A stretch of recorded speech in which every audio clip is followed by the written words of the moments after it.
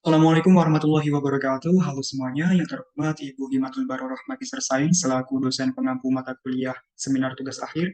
Yang terhormat Ibu Rifatul Mahmudah Magister Sains selaku dosen pembimbing saya, dan juga teman-temanku yang saat ini sedang menonton video saya. Perkenalkan, nama saya Ahmad Fadi, NIM 196300064. Di sini saya akan mempresentasikan proposal penelitian saya yang berjudul Analisis Kadar Makronutrien di dalam pupuk organik cair yang terbuat dari limbah sayuran. Di sini saya sudah membagi topik saya menjadi beberapa bagian. Yang pertama adalah latar belakang penelitian, kemudian yang kedua tujuan penelitian, yang ketiga batasan penelitian, dan yang terakhir adalah metodologi.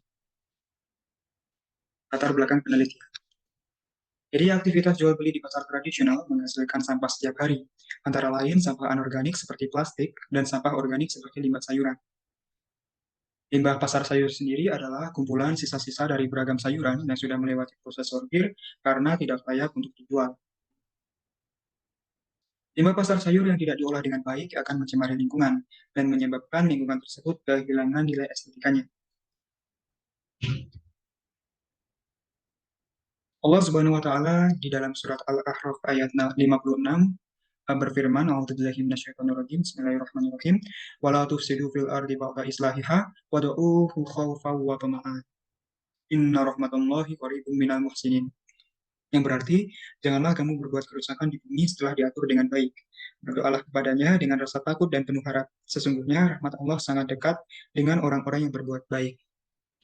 Nah, salah satu bentuk dari mencegah kerusakan yang ada di muka bumi adalah dengan mengolah limbah sayur dari pasar tradisional menjadi sesuatu yang bermanfaat, seperti pupuk organik cair yang seperti yang ditunjukkan pada gambar ini. Kemudian pada penelitian ini digunakan limbah sayuran yang berupa sayur sawi, kemudian kubis, dan juga selada. Menurut Rahma et al. 2014, sayuran sawi memiliki kandungan nutrisi yaitu 22 gram kaloris, kemudian 1,7 gram protein, 0,7 gram fiber, 100 miligram 0,7 gram serat, 100 miligram kalsium, dan juga 2,6 miligram besi. Kemudian Widyarti et al. Tahun 2015 juga menyatakan bahwasanya di dalam kubis terkandung nutrisi sebesar 1,3 gram protein, kemudian 0,2 gram lemak, dan juga 5,3 gram karbohidrat. Kemudian pada penelitian Novriani 2014 menyatakan bahwasanya di dalam selada terdapat nutrisi 1,2 gram protein, 0,2 gram lemak, kemudian 2,9 gram karbohidrat. Dari berbagai nutrisi yang terkandung di dalam sawi, kemudian kubis dan selada tersebut dapat berpotensi untuk dijadikan sebagai pupuk organik cair karena nutrisi-nutrisi yang terkandung pada sayuran tersebut dapat bermanfaat untuk mendukung pertumbuhan bagi tumbuhan. Kemudian pada penelitian Setianingsih tahun 2018, di mana Setianingsih membuat pupuk organik cair yang terbuat dari sapi dan didapatkan kadar makronutrien nitrogen sebesar 0,13%, kemudian fosfor sebesar 0,058%, dan kalium sebesar 0,17%. Kemudian Agustina tahun 2016 meneliti kandungan makronutrien pada pupuk organik cair dari kubis dan didapatkan nitrogen sebesar 1,5935%, kemudian fosfor 0,085556%, dan kalium sebesar 0,08840%. Kemudian Setiawati tahun 2021 juga melakukan penelitian terhadap kandungan makronutrien di dalam pupuk organik cair yang terbuat dari selada dan didapatkan nitrogen pada pupuk tersebut sebesar 1,01%, kemudian fosfor 0,25%, dan kalium sebesar 2,12%.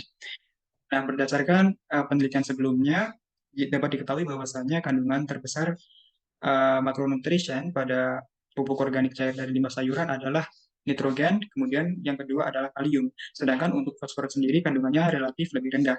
Nah, untuk meningkatkan kadar fosfor di dalam pupuk organik cair dari limbah sayuran, saya memiliki inovasi untuk menambahkannya dengan limbah cair tahu, di mana menurut Marian et al. Tahun 2019, limbah cair tahu mengandung nutrisi yaitu protein sebesar 40-60%, kemudian karbohidrat sebesar 25-50%, dan minyak dan lemak sebesar 10%. Kemudian Asmoro tahun 2008 juga meneliti kandungan makronutrien pada limbah cair tahu dan didapatkan kandungan nitrogen sebesar 1,24%, kemudian fosfor sebesar 5,54%, dan kalium sebesar 1,34%. Nah, besarnya kandungan fosfor di dalam limbah cair tahu ini diharapkan mampu meningkatkan kandungan fosfor pada limbah limbah cair organik dari limbah sayuran ketika ditambahkan, sehingga penambahan limbah cair tahu ini memiliki potensi untuk meningkatkan kadar NPK pada pupuk organik cair dari limbah sayuran. Kemudian pada penelitian ini digunakan bioaktivator berupa efektif mikroorganisme for E4 sendiri merupakan campuran dari berbagai macam mikroorganisme yang terdiri dari 80 tipe mikroorganisme yang berbeda, termasuk ragi, kemudian Actinomycetes, bakteri fotosintesis, kemudian bakteri asam laktat, dan juga jamur fermentasi. Nah, efektif mikroorganisme core ini memiliki manfaat untuk mempercepat proses dekomposisi dari bahan organik, sehingga pada prosesnya nanti tidak akan membutuhkan waktu yang sangat lama. Kemudian berdasarkan penelitian yang dilakukan oleh Ratrinia et al. 2014 menunjukkan bahwasannya penambahan E4 dapat meningkatkan kualitas dari pupuk organik cair dengan meningkatkan kadar dari karbon, nitrogen, fosfor, dan juga kalium, juga pH. Sedangkan Meriatna 2018 di dalam penelitiannya yaitu melakukan uji terhadap pengaruh dari variasi volume E4 yaitu 20 mili, 40 mili, dan 60 mili pada pupuk organik cair, dan dihasilkan bahwasanya pupuk organik cair terbaik yang memiliki kandungan makronutrien terbaik yaitu pupuk organik cair yang difermentasi selama 13 hari dengan penambahan efektif mikroorganisme sebesar 60 mili. Kemudian pada penelitian ini digunakan metode fermentasi anaerob, di mana metode fermentasi anaerob sendiri yaitu fermentasi yang tanpa menggunakan atau tanpa kontak dengan oksigen. Kemudian di dalam proses fermentasi anaerobik sendiri terdapat 4 tahapan. Yang pertama adalah tahap hidrolisis, kemudian yang kedua adalah tahap asidogenesis, kemudian yang ketiga tahap asetogenesis, dan yang terakhir adalah tahap metanogenesis. Kemudian selanjutnya adalah reaksi yang terjadi di dalam proses fermentasi untuk mendapatkan nitrogen, di mana protein akan bereaksi dengan energi dengan bantuan enzim protease menghasilkan TP, NADP, NH3, dan energi. Kemudian selanjutnya 2NH3 plus 3O2 dengan bantuan bakteri Nitrosomonas akan menghasilkan 2HNO2 plus 2H2O dan energi. Kemudian selanjutnya adalah reaksi yang terjadi di dalam proses fermentasi untuk mendapatkan fosfat, di mana glukosa plus ATP dengan bantuan bakteri Pseudomonas akan menghasilkan glukosa 6-fosfat, kemudian ADP. Selanjutnya, glukosa 6-fosfat ini akan direaksikan dengan H2O dengan bantuan enzim proteinase akan menghasilkan glukosa dan fosfat. Kemudian tujuan penelitian ini yang pertama adalah untuk mengetahui pengaruh dari penambahan efektif mikroorganisme pada kadar nitrogen, kemudian fosfor dan kalium dari pupuk organik cair yang dihasilkan. Kemudian yang kedua untuk mengetahui pengaruh dari penambahan limbah cair tahu dan juga waktu fermentasi pada kadar nitrogen, fosfor dan kalium dari pupuk organik cair. Selanjutnya adalah batasan masalah penelitian. Yang pertama, limbah sayuran diambil dari pasar sayur Karangploso. Kemudian limbah sayuran yang dipakai pada penelitian ini adalah sawi, kemudian kubis dan juga selada pada rasio 1:1:1. Kemudian volume EM4 yang digunakan adalah 20 mili, 40 mili, dan juga 60 mili. Kemudian limbah cair tahu yang ditambahkan pada pupuk organik cair, yaitu pada rasio 0-100%. Kemudian penentuan kadar nitrogen menggunakan metode Geldal, kemudian pada penentuan kadar fosfor menggunakan UV-Vis, dan penentuan kadar potasium menggunakan AAS atau Atomic Absorption Spectrophotometer. Baik, selanjutnya adalah metodologi di mana pada penelitian ini akan dilakukan dari bulan Desember 2022 sampai bulan April 2023 yang berlokasi di Laboratorium Organik jurusan Kimia UIN Maulana Malik Ibrahim Malang. Baik, pelaksanaan penelitian yang pertama yaitu pembuatan larutan fermentasi, di mana pada penelitian ini dilakukan dengan volume E4 yang berbeda-beda, yaitu 20 mili, 40 mili, dan juga 60 mili, di mana volume yang berbeda ini ditambahkan dengan 20 mili molase dan juga 600 mili air, kemudian ditempatkan pada wadah yang berbeda dan difermentasi selama 5 hari. Tujuan dari proses fermentasi ini adalah untuk mengaktifkan mikroorganisme yang ada pada E4. Kemudian selanjutnya adalah membuat pupuk organik cair. Limbah sayuran yaitu sawi, kubis, dan selada diambil masing-masing sebanyak 1,4 kilogram, kemudian dicacah hingga berukuran lebih kecil, selanjutnya dimasukkan ke dalam 9 wadah botol plastik dengan perbandingan masing-masing 1:1:1. Kenapa kok digunakan 9 wadah botol plastik? Karena pada penelitian ini akan dilakukan triplo atau 3 kali pengulangan. Kemudian sebanyak 9 wadah sampel limbah sayuran yang sudah dicacah halus ditambahkan dengan larutan fermentasi dengan variasi yang telah ditentukan tadi. Kemudian selanjutnya dicampur hingga merata dan ditutup rapat. Kemudian difermentasi dengan lama waktu fermentasi selama 7 hari dalam kondisi anaerob, kemudian dilakukan analisis kandungan N, P, dan K. Selanjutnya adalah pembuatan pupuk organik cair dengan penambahan limbah cair tahu, di mana hasil analisis kandungan NPK yang terbaik pada pupuk organik cair tadi diambil, kemudian ditambahkan dengan limbah cair tahu dengan rasio yang pertama, pupuk organik cair 60%, kemudian limbah cair tahu 40%. Kemudian yang kedua, pupuk organik cair 40%, limbah cair tahu 60%. Kemudian yang ketiga, pupuk organik cair 20%, dan limbah cair tahu 80%. Selanjutnya, dicampur dan ditutup rapat dan difermentasikan selama 21 hari, di mana pada rentang waktu 7, 14, dan 21 akan dilakukan analisis kandungan NPK-nya dengan menggunakan metode Zeldal, UV Vis, dan juga AAS. Kemudian yang selanjutnya adalah analisis pH dan temperature, di mana pada analisis pH dan suhu pada pupuk organik cair limbah sayuran dilakukan dengan mengambil sampel pupuk cair limbah sayuran sebanyak 50 mili ke dalam beker gelas 100 mili, kemudian dimasukkan pH universal ke dalam sampel, kemudian dicek range warna pH yang didapat pada kertas pH sesuai dengan keterangan warna yang tertera. Hasilnya kemudian dicatat, dan selanjutnya termometer raksa dimasukkan ke dalam sampel untuk mengecek suhu pada pupuk organik cair. Kemudian hasil yang muncul pada termometer kemudian dicatat. Dan selanjutnya adalah uji kadar nitrogen, di mana yang pertama yang harus kita lakukan adalah membuat larutan NaOH 40%, di mana pada pembuatan larutan NaOH 40% ini sebanyak 40 gram NaOH ditimbang dan dilarutkan dengan aquades di dalam beker gelas. Selanjutnya, larutan NaOH diaduk hingga larut dan dimasukkan ke dalam labu ukur 100 mili, kemudian ditambahkan dengan aquades sampai batas labu ukur, kemudian dihomogenkan. Kemudian selanjutnya membuat larutan H2SO 4,0,05N. Di mana step yang pertama, larutan H2SO4 diambil menggunakan pipet sebanyak 27 mili untuk membuat larutan H2SO4 dengan konsentrasi 1N.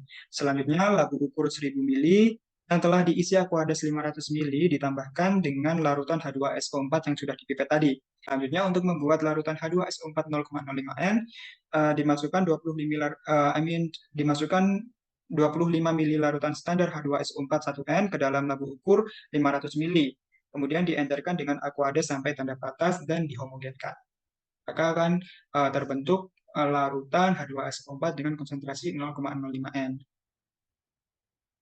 Selanjutnya adalah menentukan kadar nitrogen dalam persen, di mana pada penentuan ini sampel sebanyak 1 mili diambil dan dimasukkan ke dalam labu Zeldal. Selanjutnya sebanyak 0,25 gram selenium mixture dan 3 mili H2SO4 ditambahkan ke dalam sampel, kemudian dihomogenkan dan didiamkan selama 2 jam. Penambahan selenium mixture ini dimaksudkan untuk mempercepat reaksi, karena sifat dari selenium mixture sendiri merupakan sebagai katalis yang dapat mempercepat reaksi kimia. Kemudian larutan yang sudah didiamkan selama 2 jam didestruksi pada suhu bertahap, yaitu dari 150 derajat Celcius hingga suhu maksimum 350 derajat Celcius, sehingga diperoleh cairan berwarna bening. Kemudian larutan yang berwarna bening tersebut didinginkan dengan ditambahkan sedikit aqueous agar tidak mengkristal. Selanjutnya larutan dimasukkan ke dalam labu didih destilator volume 250 mili.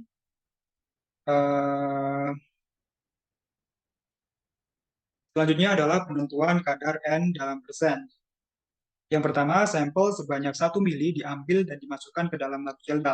Kemudian sebanyak 0,25 gram selenium mixture dan 3 mili H2SO4 atau asam sulfat ditambahkan ke dalam sampel, kemudian dihomogenkan dan didiamkan selama 2 jam. Larutan yang sudah didiamkan selama 2 jam tersebut selanjutnya didestruksi pada suhu bertahap, yaitu dari 150 derajat Celcius sampai 350 derajat Celcius, sampai larutan atau cairan berwarna bening. Setelah larutan berwarna bening, selanjutnya didinginkan dengan ditambahkan sedikit aqueous agar larutan tidak mengkristal. Selanjutnya, larutan dimasukkan ke dalam lampu didih destilator volume 250 mili. Setelah itu ditambahkan dengan aqueous, batu didih, dan 10 mili NaOH 40% hingga setengah volume labu didih. Kemudian penampung destilat disiapkan dengan memasukkan 10 mili asam borat 1% ke dalam Erlenmeyer 100 mili, kemudian ditambahkan dengan indikator Conway sebanyak 3 tetes hingga larutan sudah mencapai sekitar 75 mili. Kemudian larutan dititrasi menggunakan larutan H2SO4 0,05 m sampai larutan berubah warna menjadi warna merah muda. Selanjutnya, larutan yang telah dititrasi dilakukan perhitungan dengan rumpus yang sudah tertera. Kemudian uji kadar P2O5 total. Pertama adalah pembuatan larutan molibdofanadat. Yang pertama diambil 1 gram amonium molibdate tetrahidrat, kemudian dilarutkan dalam 10 mili aqueous panas, kemudian didiamkan. Selanjutnya diambil amonium metavanadat sebesar 0,05 gram, kemudian dilarutkan pada 6,25 mili aqueous panas. Selanjutnya didinginkan, kemudian ditambahkan dengan 11,25 mili HCl 37%. Kemudian setelah kedua larutan tersebut jadi, keduanya dicampurkan dan dimasukkan ke dalam labu ukur 50 mili dan selanjutnya dihomogenkan. Kemudian membuat larutan standar P, di mana kalium dihidrogen fosfat dikeringkan pada oven dengan suhu 105 derajat Celcius selama 2 jam, kemudian setelah itu ditimbang sebanyak 1,9175 gram dan dimasukkan ke dalam labu ukur 100 mili. Selanjutnya ditambahkan dengan aqueous hingga tanda batas dan diencerkan atau dihomogenkan. Kemudian dibuat deret larutan standar pada konsentrasi 500, 1000, 1500, 2000, dan 2500 ppm. Kemudian larutan standar dibuat dengan cara mengencerkan larutan standar induk.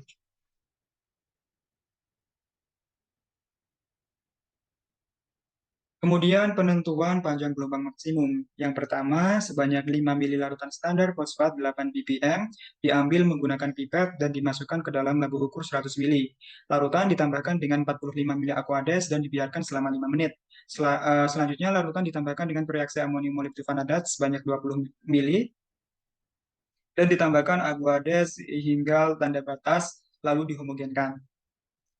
Kemudian larutan didiamkan selama 10 menit agar warna larutan nampak. Selanjutnya larutan dipindahkan ke dalam kuvet dan diukur absorbansinya pada panjang gelombang 400 sampai 480 nanometer menggunakan spektrofotometer UV phase. Kemudian step yang selanjutnya adalah penentuan kadar fosfor, di mana sampel sebanyak 1 gram dari pupuk organik cair ditimbang dan dimasukkan ke dalam beker gelas 100 mili. Kemudian ditambahkan dengan 20 mili HNO3 pekat. Selanjutnya, sampel dipanaskan pelan-pelan selama 30 menit. Setelah itu, didinginkan dan dicampurkan dengan HCl 37% sebanyak 10 mili. Sampel dipanaskan pelan-pelan hingga larutan mengeluarkan asap putih pada beker gelas dan didinginkan. Kemudian, sampel ditambah dengan aqueous sebanyak 50 mili dan dipanaskan selama beberapa menit. Kemudian, didinginkan kembali. Sampel dimasukkan ke dalam labu ukur 500 mili dan ditandabataskan. Sampel dihomogenkan serta disaring dengan kertas saring ke dalam Erlenmeyer yang kering. Kemudian larutan sampel dan masing-masing larutan standar fosfat diambil dengan pipet ukur sebanyak 0,5 mili dan dimasukkan ke dalam labu ukur 10 mili. Aqueous sebanyak 4,5 mili ditambahkan dan didiamkan selama 5 menit. Reaksi amonium molibdofanadat sebanyak 2 mili ditambahkan pada larutan sampel, lalu diencerkan dengan aqueous hingga tanda batas dan dihomogenkan.